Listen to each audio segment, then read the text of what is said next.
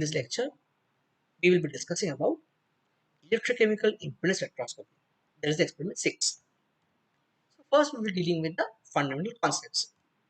So first of all, we know that there are mainly four terms that revolves around any electrical circuit. One is called the resistance R, then we have the capacitance called C, then the reactance X, and the impedance. So first of all, what do you mean by resistance? So resistance means it's the basic or fundamental property that actually tells us that how much is the current that flows to a circuit is being opposed or obstructed.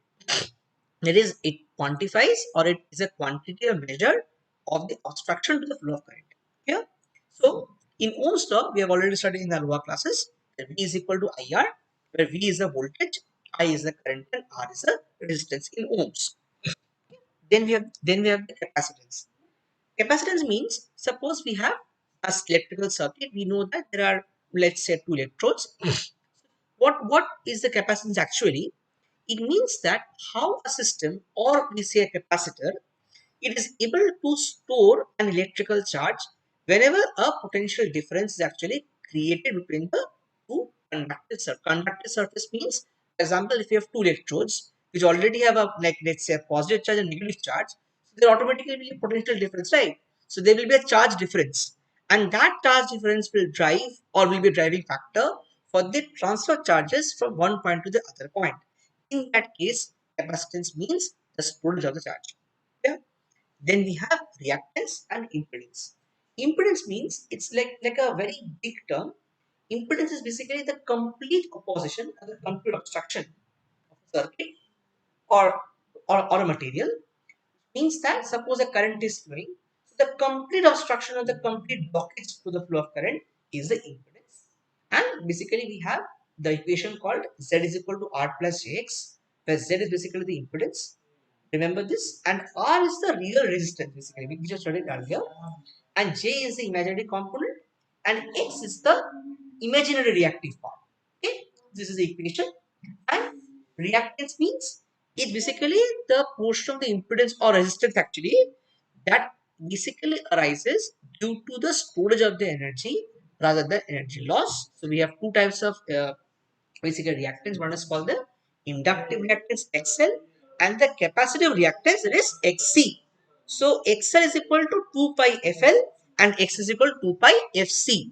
If you see very carefully here, very carefully, this is a Pythagoras triangle as you can see from here. So impedance is the square root of the sum of resistance and reactance. Reactance is basically what?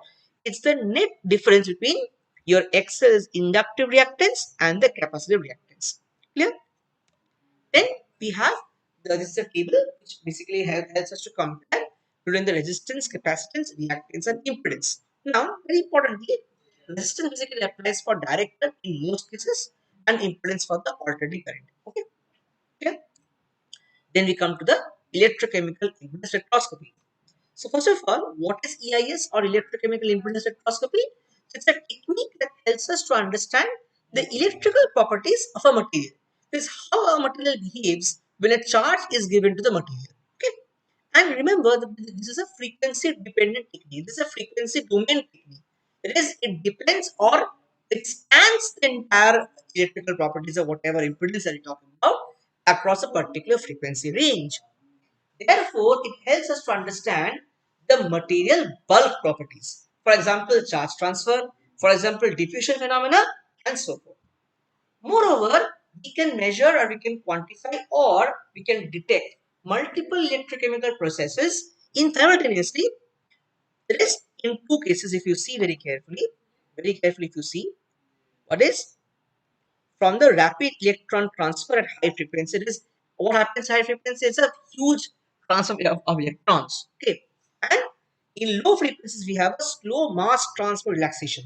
This is very important in case of diffusion phenomena also, and thus we have a total viewpoint of the bulk electrical properties. Okay, thank you. And then we have the working principle of the EIS. Very simple. This is called a Randall circuit. Okay, let me write it down. Is called a Randall circuit. So Randall circuit is basically and equivalent circuit. It is an equivalent circuit. Equivalent circuit means that is we are making a circuit in such a way that it behaves as an original circuit. So first of all, what happens? We give a small AC disturbance, otherwise a signal will not be there. So as we know that it's a sinusoidal voltage. Sinusoidal means it's a sine curve. As you know, this is a sine curve where, see, this is a sine curve, okay, in this way. Okay, so this is basically it is equal to E0 sine omega t. We know that E0 is the voltage amplitude and omega is the angular frequency here. And then we measure the current response, how much sinusoidal current is generated after we give the particular AC disturbance. Then we go for the impedance calculation. As you can see from Z0, Z0 cos phi plus J sin phi. Then we basically divide it or deconstruct, or we basically what to say, we basically reduce the complexities and try to break it up into real part and imaginary part. So real is called the Z dash, imaginary is called the Z double dash, and ultimately the modeling is done using an equivalent electrical circuit. The plotting that we do is basically via Nyquist plot and Bode plot. Nyquist plot means where we are plotting the real impedance and the imaginary impedance parts. But a Bode plot means when we are trying to find out between the variation between the impedance and phase angle, which is basically a logarithmic curve. And then we have a term called open compensation and closed compensation. Compensation here means that when we are trying to nullify or when we are trying to remove any kind of stray signals or stray resistance that is there in the circuit or in the impedance analyzer. Open means in the open compensation means when we are not closing the loop. And when we are, basically this is very important. So when we are not closing the loop, that is called open compensation. But when we are closing it means in real time we make a circuit or a loop. It is called a feedback loop. Okay?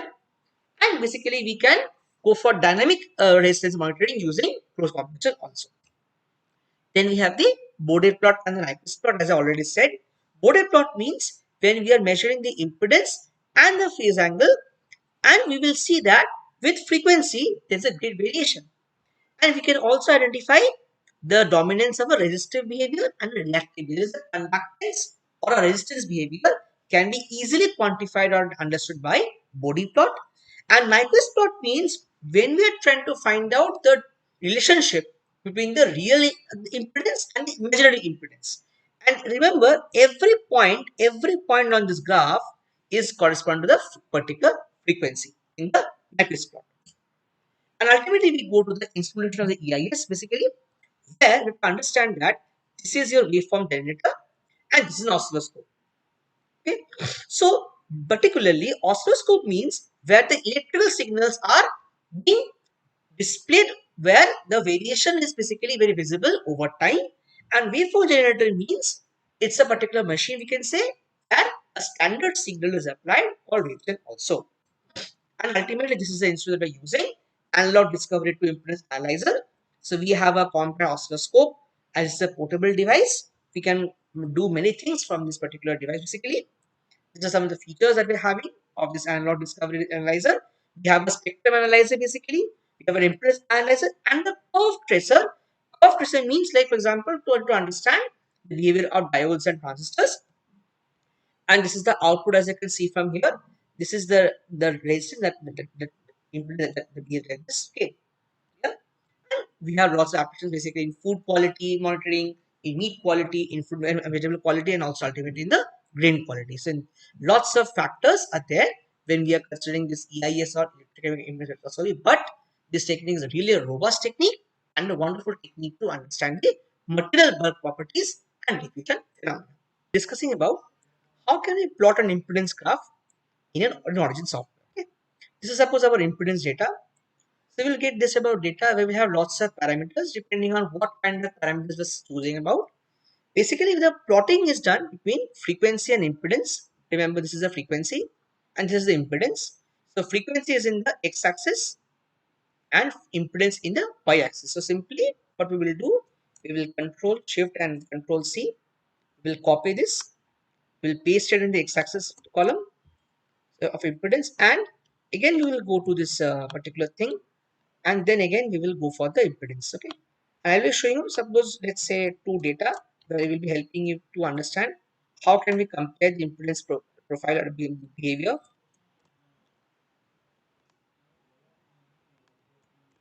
Okay. And again, what you can do is just to show you, we can simply add new columns, and what we can do is we can, like let's say I'm taking sheet 2 for convenience art. This is basically from 1 hertz to 1 kilohertz. So in the experiments, what we have done is 100 hertz to 1000 hertz. So depending on what kind of analysis you are doing, your impedance level automatically vary. Okay, it's a long range, so this will automatically give you a good curve. Small range will give a different curve depending on the material that we are dealing with. Okay. Simply we will select these things. So let's say we are writing here long name. We are writing frequency. Here we are writing impedance. We are also writing impedance. Okay. Here simply we will select it. We will simply go for line curve. Okay. And see our line curve will come. Okay, simply we will, what we will do, we can write here as frequency hertz, age set. This is called the x-axis label. Okay, frequency in hertz, and our impedance will be in ohms, so we can simply write impedance here in ohms. Okay. So as you can see from here, if you see very carefully, there's a slight difference in the EA, but ultimately the nature of the profiles are similar, which means that there's similar type of data or similar type of impedance. Okay. In this way, we can analyze the impedance of other materials for different kinds of materials. Okay.